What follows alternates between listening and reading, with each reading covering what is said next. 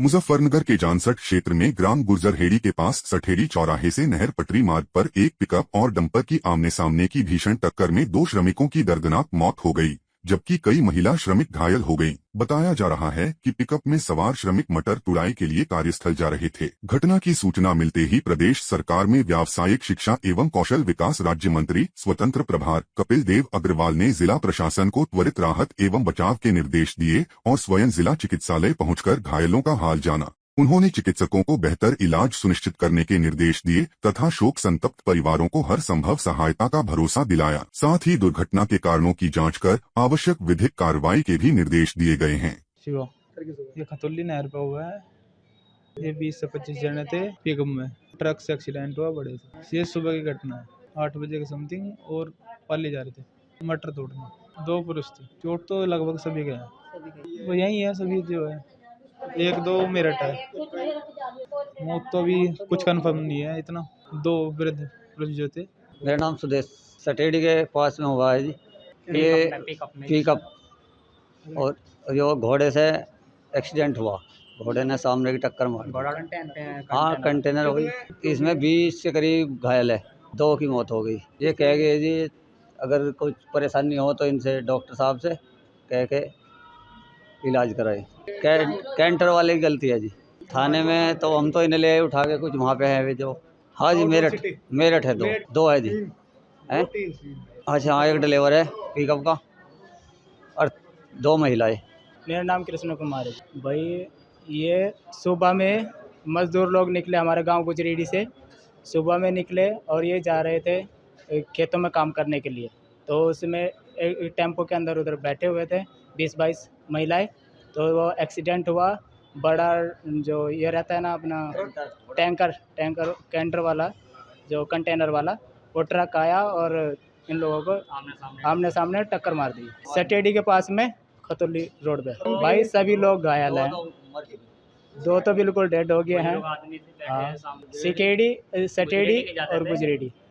पुरुष 2 पुरुष थे, महिला थी और एक पुरुष की हुई है। 2 पुरुष। उन्होंने कहा है कि भाई किसी भी तरह की तुम्हें दवाई संबंधी या इनके उपचार संबंधी किसी भी तरह की दिक्कत है आपके मरीज के साथ में, तो हमारा जो डॉक्टरी चिकित्सालय विभाग है उनको पूरी तरह से आप लोगों के साथ है। और किसी भी तरह की दिक्कत है तो आप उन लोग हमारे डॉक्टर से संपर्क कर सकते हैं और हम लोग सहायता करेंगे कि किसी मजदूर आदमी को कि सरकार से कुछ मुआवजा मिले, आर्थिक सहायता की मांग। अभी देखो, सुबह आज मंगलवार के दिन सुबह घटना हुई है जो खतौली और बुढ़ाना रोड पर 2 टेम्पो आपस में टकरा गए, जिनमें ये श्रमिक महिलाएं, लड़कियां भी हैं, महिलाएं भी हैं और 3-4 पुरुष भी थे। ये सदर के पास किसी गांव में मटर वटर काम करने जा रहे थे। आमने सामने टक्कर हुई, काफी बड़ी एक घटना हुई जिसमें दोनों की डेथ हुई है, जैसा डॉक्टर साहब ने भी बताया। और 13 लोग घायल हैं, उनको लाया गया मुजफ्फरनगर में। 1-2 लोग खतौली हॉस्पिटल में भी एडमिट है। जानकारी मिलते के साथ मैं यहाँ पहुंचा हूँ, उनकी जानकारी लिए, परिवार के लोगों से बातचीत की है, हर प्रकार की सांत्वना और सहयोग करने का आश्वस्त किया है। डॉक्टर साहब को भी कहा है कि कोई भी दिक्कत इनके अंदर ना हो, जो भी आवश्यकता है, जितनी महंगी से महंगी दवाइयाँ हो, अच्छा ट्रीटमेंट हो, उनको दिलवाना चाहिए। 50 से 25 करना पड़े अगर आवश्यकता पड़ती है तो, और कोई लापरवाही नहीं करना। सभी लोग ऐसे समाज के हैं, पूरी संवेदना हमारी उनके साथ है और उनकी बालिकाओं के साथ भी, महिलाओं के साथ भी बातचीत करके उनके कष्ट को साझा करने की कोशिश की है, परिवार के लोगों से बातचीत की है और मैं दोबारा विजिट करेंगे। थाना रतनपुरी के 6 सटेड़ी नहर पर एक 8-8:15 बजे करीब एक एक्सीडेंट हुआ है। एक थाना जानसठ के ग्राम गुर्जरहेड़ी गांव से एक पिकअप में करीब 10-15 मजदूर जा रहे थे और रास्ते सटेड़ी गांव से भी 8-10 मजदूर बैठे उसमें, और वो सरदना की तरफ जा रहे थे। सरदना की तरफ 1 किलोमीटर आगे एक डंपर आया, उसने ज़बरदस्त टक्कर मारी। उसमें करीब 10 से 12 व्यक्ति घायल हो गए और उनको उपचार हेतु तुरंत CSC खतौली भेजा गया। वहाँ पर उपचार के दौरान 2 व्यक्तियों की मौत हो गई है और मौके पर मैं स्वयं थाना प्रभारी और SDM खतौली मौजूद हैं और मृतक के शव का पंचनामा भरकर पोस्टमार्टम के लिए भेजा जा रहा है। मौके पर शांति व्यवस्था कायम है, विधिक आवश्यक कार्रवाई की जा रही है। मुजफ्फरनगर के चरथावल रोड पर संचालित काले तेल और खतरनाक रसायनों के कथित अवैध गोदामों को लेकर स्थानीय लोगों में भारी आक्रोश है। क्षेत्रवासियों का आरोप है कि इन गोदामों से निकलने वाली जहरीली दुर्गंध और काला धुआं पूरे इलाके को गैस चैम्बर में बदल रहा है। गोदामों के सामने स्थित मदरसे में पढ़ने वाले बच्चों की सेहत पर भी खतरा मंडरा रहा है। स्थानीय लोगों का कहना है कि रसायनों के कारण जमीन बंजर होती जा रही है और भूजल प्रदूषित होने की आशंका बढ़ रही है। पूर्व में आग लगने की घटनाएं भी सामने आ चुकी हैं। मुख्य अग्निशमन अधिकारी अनुराग कुमार ने निरीक्षण में अग्नि सुरक्षा मानकों की कमी की पुष्टि की है। इसके बावजूद कार्रवाई में देरी पर सवाल उठ रहे हैं। क्षेत्रवासियों की मांग है कि इन खतरनाक गोदामों को तत्काल सील कर हटाया जाए ताकि वे सुरक्षित वातावरण में जीवन जी सकें। नाम निखिल है भाई केमिकल बताओ, कोई केमिकल है 2-3 डाल का इसमें तैयार हो गया कुछ, अब न तो कह नहीं सकते क्या है, पर परेशानी तो इतनी है कि सांस नहीं आता और जिस दिन इसमें हुआ कुछ या करे यहाँ सांस आना भारी हो जाए भाई, और जब सांस ही नहीं आता तो फिर फायदा क्या है। अब क्या भी लिया इसका भाई बंद इसे करवाओ जा रही है, इसकी शिकायत विकायत भी अब क्या हो गया भाई, जब क्या पता कोई करवाओ नहीं करवा। यहाँ से तो 2-3 साल हो गए भाई, खतरा तो यही है, ये बीमारी क्या पता क्या बन जाए, ये कौन सा केमिकल तैयार कर रहे क्या पता क्या कर रहे, कौन सी बीमारी बन सके। हाँ पछतावा तो है मगर भाई सब और फजीता इसका अब ना हो तो बढ़िया है भैया, यहाँ से इतनी बस्ती भी नहीं है भाई जो जिसकी सुनवाई भी हो जाए, 1-2 मकान तक क्या सुनवाई हो रही खड़ा है तो खड़े भी यहाँ से जो होगी तो तुम बिनों को होगे क्या लगे भाई क्या है यो। हाँ होनी चाहिए भाई, कहीं और करो जहाँ बस्ती ना हो वहाँ करो इस चीज को। मेरे द्वारा वहाँ निरीक्षण किया गया है, एनआर ट्रेडिंग कंपनी है चरथावल रोड पर, तो वहाँ पे देखा गया कि अग्नि सुरक्षा के मानकों के अनुरूप उनके यहाँ व्यवस्थाएं नहीं है। उनके जो भी केमिकल वहाँ पे लाया जा रहा है वो क्या क्या केमिकल है, केमिकल नेम मांगा गया है, क्योंकि जो भी व्यवस्थाएं उनको करवानी है वो भी पूरी तरह से पूर्ण नहीं है, क्योंकि उनके जल कर नष्ट हो गया था। तो उसमें उनको नोटिस दे दिया गया कि अगर ये समय रहते ही अगर ये व्यवस्थाएं अगर नहीं करवा पाते हैं तो उसमें विधिक कार्रवाई की जाएगी। और संबंधित विभागों को बता दिया गया है कि वो केमिकल हैजार्ड जो भी हो, केमिकल हैजार्ड के अधिकारी से उस केमिकल भंडारण की अनुमति प्राप्त कर करके उसके बाद उसमें अग्नि सुरक्षा मानकों की व्यवस्थाएं पूर्ण कराना सुनिश्चित करें।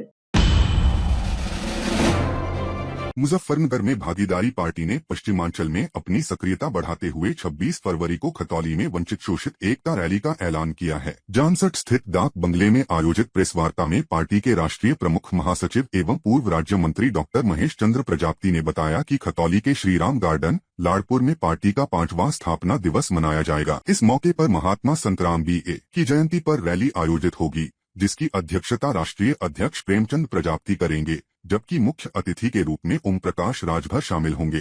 पार्टी ने 2026 के पंचायत चुनाव को सेमीफाइनल मानते हुए बड़ी संख्या में प्रतिनिधि जिताने और 2027 के विधानसभा चुनाव में 125 सीटों पर मजबूती से उतरने का दावा किया है। अब नजर 26 फरवरी की रैली पर टिकी है, जो पश्चिमी उत्तर प्रदेश की राजनीति में क्या संदेश देती है। देखिए, आज भागीदारी पार्टी के पदाधिकारियों के साथ ये जो प्रेस वार्ता रखी गई है, लाडपुर में भागीदारी पार्टी के 5वें स्थापना दिवस और कुम्हार समाज में जन्मे प्रकांड विद्वान, साहित्यकार, लेखककार, उपन्यासकार, नाटककार महात्मा संतराम B.A. जी की जयंती के उपलक्ष्य में वंचित शोषित एकता रैली का आयोजन किया गया है। ये कार्यक्रम 26 फरवरी को है खतौली विधानसभा में, और इस कार्यक्रम के मुख्य अतिथि उत्तर प्रदेश सरकार के पंचायती राज मंत्री सुहेल देव भारतीय समाज पार्टी के राष्ट्रीय अध्यक्ष माननीय श्री ओम प्रकाश राजभर जी और हमारे पार्टी भागीदारी पार्टी के राष्ट्रीय अध्यक्ष माननीय श्री प्रेमचंद प्रजापति जी की अध्यक्षता में ये कार्यक्रम आयोजित किया गया है। इस कार्यक्रम के माध्यम से वंचित शोषित एकता रैली जो की जा रही है, इसका उद्देश्य है पहला तो कि जो समाज अपने महापुरुषों के इतिहास को नहीं जानता वो समाज कभी तरक्की नहीं कर सकता। हमारे समाज में समय समय पर तमाम महापुरुषों ने जन्म लिया, लेकिन उनके इतिहास को कभी किसी ने बताने का काम नहीं किया। लेकिन आज माननीय श्री प्रेमचंद प्रजापति जी के नेतृत्व में भागीदारी पार्टी के लाखों नौजवान सिपाही गाँव में घूम घूम कर छोटे छोटे चौपाल के माध्यम, सम्मेलन, महासम्मेलन के माध्यम से हम लोग अपने महापुरुषों के इतिहास को बताने का काम कर रहे हैं। और इन महापुरुषों की जो विचारधारा थी कि विकास की मुख्य धारा के अंतिम पायदान पर बैठा हुआ जो व्यक्ति है उसको पीछे से उठाकर आगे कैसे बैठाया जाए। जो सामाजिक, आर्थिक, शैक्षणिक, सांस्कृतिक और राजनीतिक क्षेत्र में पिछड़ गया है, जो शोषित है, जो वंचित है, जिसके समाज में आज तक सरकारी सेवाओं में देखा जाए तो चपरासी देखने को नहीं मिलता। नट, मुसहर, कुंजला, खट्टिक, डोम, पासी, बियार, धैकार, अर्कवंशी, यारक, ये जो उपेक्षित जातियां हैं, पाल, प्रजापति, बिंद, केवट, मल्लाह, इनकी हिस्सेदारी को लेकर इनको एकजुट करने के लिए ये कार्यक्रम आयोजित किया गया। और इस कार्यक्रम के माध्यम से हम पश्चिमांचल में एक बड़ी हुंकार भरने जा रहे हैं। अभी लोगों को लग रहा होगा कि यार इतना नेतवा पूरब से गया है, पश्चिम में कोई बड़ा खेला कर रहा है।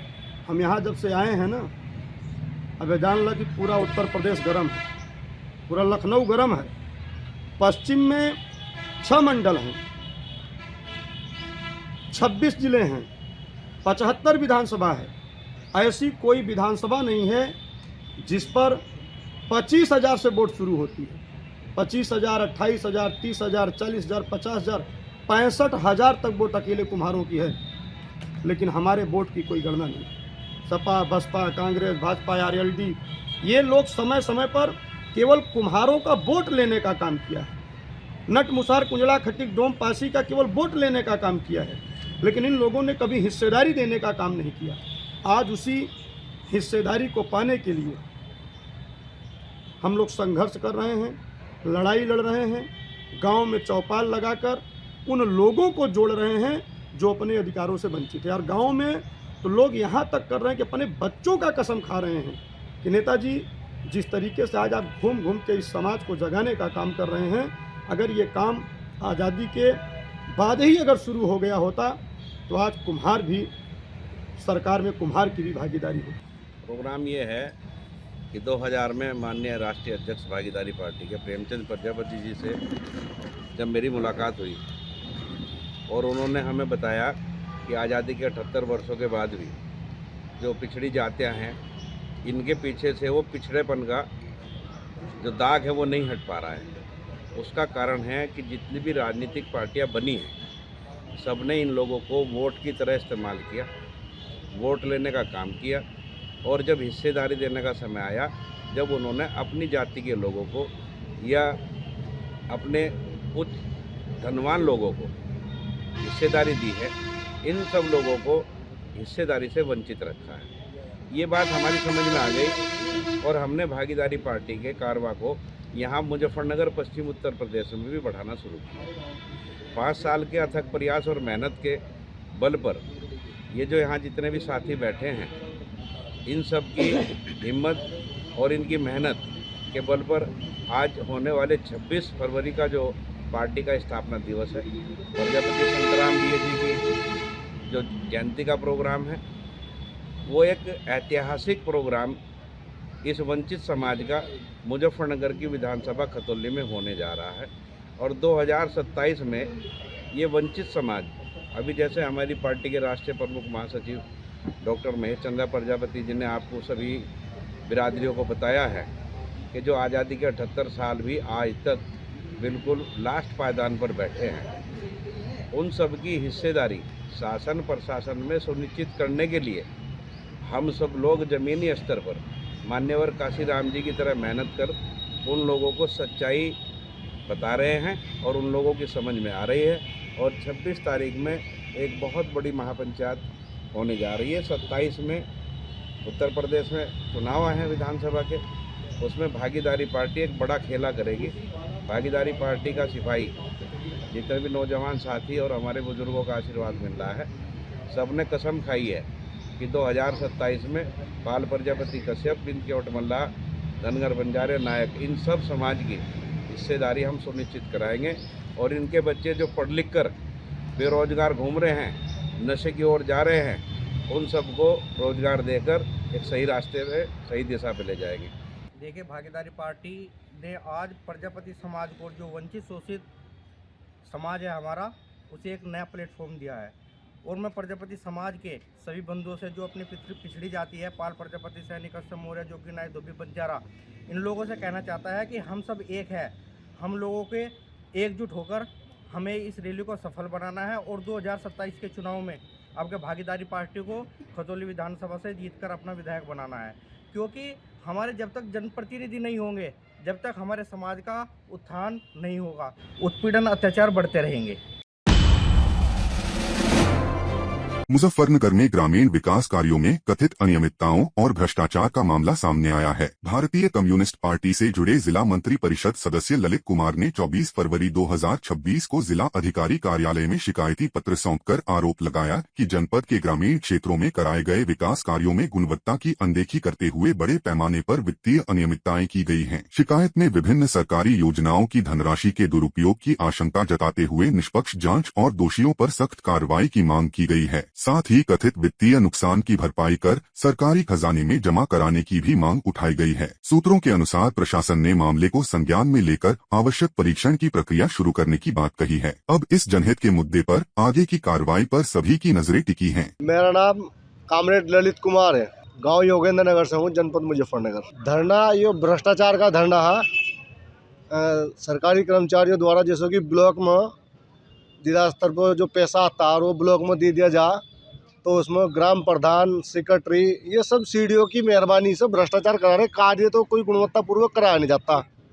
और अगर जो किसी कार्य की कोई व्यक्ति शिकायत करता है, वे डीएम साहब को कर लो या सीडीओ साहब को कर ले। सीडीओ साहब उसकी खानापूर्ति कर दे कि निस्तारण कर दिया गया, जबकि उस व्यक्ति से मिले भी नहीं जाता, वो झूठी संतुष्टि प्राप्त करा दें, वो अपने पैसे लगा के भी हार मार के बैठ जा। तो मेरा मानना है कि जनपद में जो भ्रष्टाचार को बढ़ावा दिया जा रहा, ये मुख्य विकास अधिकारी द्वारा ज़्यादा दिया जा रहा, और इसमें ब्लॉक स्तर से ग्राम प्रधानों से मिलकर सीडीओ साहब लगभग, मेरा अनुमान छोटा सा अनुमान बता रहा है आइडिया, लगभग 400 करोड़ रुपए का घोटाला सीडीओ साहब करा चुके। और आज जो हम आगे बैठे हैं इसी उद्देश्य में आगे बैठे हैं कि सीडीओ साहब की चल अचल संपत्ति की जांच करते हुए डीएम साहब इनको बर्खास्त करें और इनकी संपत्ति को जब्त करें और सरकारी राजकोष में जमा कराएं। हाँ, इसके प्रूफ है, जैसे कि हमने अभी पूर्व समय में मनरेगा जॉब कार्ड का मामला दिया था उन्होंने, तो जो आदमी कार्य करने के इच्छुक थे उन्होंने काम पर ले जाता था, उनके तो जॉब कार्ड दिए थे उन्होंने कार्ड, और जो घर रहे कभी काम पर भी नहीं जाते, उनके आज भी बराबर कंटिन्यू चल रहा। इसमें मनरेगा जॉब कार्ड में भी एक ही ब्लॉक में लगभग 165 करोड़ रुपए का घोटाला इसमें प्रकाश में आया, जिसमें ग्राम पंचायत सीकरी का 59 लाख रुपए का घोटाला हमने प्रस्तुत करा इनके सामने। पर इनमें कोई कार्रवाई करने के लिए सीडीओ साहब तैयार नहीं है, क्योंकि इनकी पोल खुली। इसी मामले को लेते हो देखते हो हम आज धरना स्थल पर आए कि माननीय सीडीओ साहब को सेवा से बर्खास्त कराया जा। आज तो एक दिन का ज्ञापन, एक दिवसीय धरना प्रदर्शन है हमारा, और अगर जो मांग नहीं पूरी की जाएगी तो आगामी समय में हम अनिश्चितकालीन धरना रखेंगे जब तक को यो पूरा भ्रष्टाचार नहीं निकल आता और यो जनता का जो पैसा आज जिसे अपनी पर्सनल प्रॉपर्टी समझते हैं वो पैसा सरकारी राजकोष में नहीं जमा होता, तब तक के लिए हम अनिश्चितकालीन धरना रखेंगे। देश में एक बड़ी आतंकी साजिश को समय रहते नाकाम कर दिया गया है। भारतीय खुफिया एजेंसियों और दिल्ली पुलिस ने रविवार को संयुक्त कार्रवाई करते हुए तमिलनाडु से 6 और पश्चिम बंगाल से 2 संदिग्धों को गिरफ्तार किया है। पुलिस सूत्रों के मुताबिक ये सभी आरोपी कथित तौर पर पाकिस्तान की खुफिया एजेंसी इंटर सर्विसेज इंटेलिजेंस यानी ISI और बांग्लादेश के आतंकी संगठनों के समर्थन से देश में बड़ी आतंकी वारदात को अंजाम देने की योजना बना रहे थे। गिरफ्तार आरोपियों में एक बांग्लादेशी नागरिक भी शामिल बताया जा रहा है। शुरुआती जांच में संदिग्ध गतिविधियों, फंडिंग और आपसी संपर्कों के इनपुट मिले थे, जिसके बाद यह कार्रवाई की गई। सुरक्षा एजेंसियां अब डिजिटल साक्ष्यों, कॉल डिटेल और नेटवर्क कनेक्शन की गहन जांच कर रही हैं, ताकि किसी बड़े मॉड्यूल का खुलासा हो सके। इस कार्रवाई के बाद राजनीतिक हलकों में भी प्रतिक्रियाएं आनी शुरू हो गई हैं और राष्ट्रीय सुरक्षा को लेकर बहस तेज हो गई है। फिलहाल सुरक्षा एजेंसियां हाई अलर्ट पर हैं और आगे की पूछताछ जारी है। तो ये तो सेफ प्लेस बन गया है टेररिस्ट के लिए, क्योंकि इसका सरकार इसका प्रमोट करता है, सेफ पैसेज देता है। पावर में रहने के लिए इन्फिल्ट्रेटर के साथ टेररिस्ट को भी इधर जगह दे रहा है। लोगों को समझना चाहिए कि तृणमूल कांग्रेस कोई पार्टी नहीं है, देश के सुरक्षा के लिए खतरा है, और इस खतरा जब तक रहेगा देश भी निरापद नहीं है, सेफ नहीं है। तो इसके लिए जो करना चाहिए लोग करेंगे, और बीजेपी पावर में आने के बाद ये टेररिस्ट को सफा कर देंगे। इसका मतलब हमारे पश्चिम बंगाल को ये सब टेररिस्ट ऑर्गेनाइजेशन सोचता है, इसमें जो सरकार है वो उन्हीं का सरकार है। सब क्रिमिनल लोग नहीं सोचता है, टेररिस्ट भी सोचता है ये उनका सरकार है। पाकिस्तान प्रायोजित आतंकवाद को पूरी तरह से कुचल देना आज नरेंद्र मोदी जी के नेतृत्व में भारत का संकल्प है। और इस दिशा में अगर आप देखें तो इसके पहले भी जो वाइट कॉलर मॉड्यूल था टेरर का, उसको बेनकाब किया गया। पूरे देश में आतंकी ठिकानों पर जो छापे पड़े और गिरफ्तारियां हुई, और उसके बाद जो ये 8 दहशतगर्दों की गिरफ्तारी है, तो इतना तय है कि कुछ ना कुछ वो खिचड़ी पकाने की कोशिश कर रहे हैं। लेकिन भारतीय इंटेलिजेंस एजेंसीज ऐसे मंसूबों को नाकाम करने में पूरी तरह से सक्षम साबित हो रही है। प्रयास किया जाता है कि किसी तरह से पूरे देश को जो है इस तरह के घटनाओं से डिस्टर्ब किया जाए, बाधा उत्पन्न किया जाए। सरकार और सुरक्षा एजेंसी लगातार प्रयासरत रहती है कि इस तरह के जो घटनाएं हों और उस पर नज़र रखते हुए और वैसे लोगों को जो है मुंह तोड़ जवाब दिया जाए। पता नहीं अभी ये तो इनकी वो है, किस किस को गिरफ्तार किया होगा। 20-20 साल लोग जेल में रह करके छुट के भी आते हैं। आतंकवाद के खिलाफ सख्त एक्शन होना चाहिए, इसमें कोई दो राय नहीं है। लेकिन बेगुनाहों को किसी को ना करें कि जो 20 साल के बाद रिहा होकर के आएँ, बस इस चीज़ का ध्यान रखें। देश के प्रधानमंत्री जी ने क्या कहा था कि नोटबंदी करके हम पूरे देश से आतंकवाद को ख़त्म करने का काम करेंगे। तो आप नोटबंदी बंद किए हुए कितने साल हो गए? तो ये सब ठगने वाले लोग हैं, बिहार की जनता माफ़ नहीं करेगी।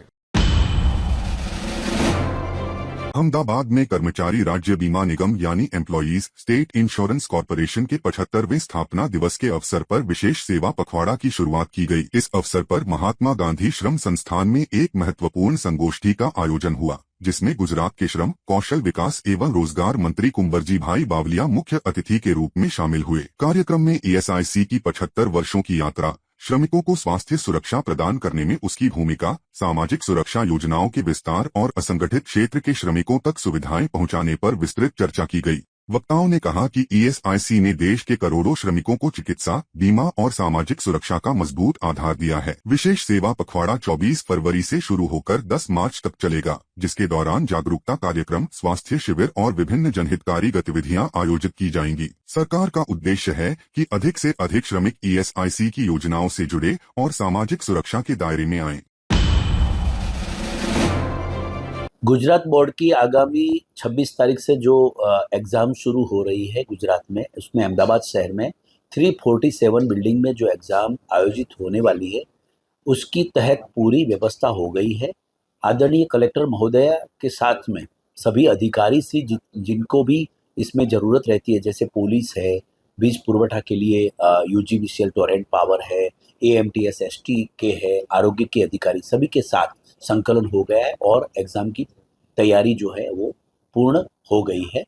और उसमें अहमदाबाद में 12 स्ट्रॉन्ग रूम है, उसमें भी पुलिस का पूरा बंदोबस्त है। सभी बिल्डिंग में भी पुलिस का पूरा बंदोबस्त करके एग्ज़ाम की पूरी जैसे तैयारी हो गई है। बच्चों को स्ट्रेस फ्री एग्ज़ाम के लिए भी आदरणीय प्रधानमंत्री श्री ने जैसे परीक्षा पर चर्चा किया, उसी के साथ साथ शुभेच्छा संदेश भी हमारे CM साहब और एजुकेशन मिनिस्टर का जो है वो बच्चों तक पहुंचाया है। उसके लिए पुलिस कमिश्नर में एक नोडल ऑफिसर है, उनके साथ सभी स्कूलों के संकलन रख के कंट्रोल रूम में ऐसा कोई भी जैसे कोई मैसेज आवे, ईमेल आवे तो तुरंत इन्फॉर्म करके, जैसे पुलिस का गाइडेंस जिस तरह से है उस तरह से आगे बढ़ने के लिए हमने तैयारी कर दी है।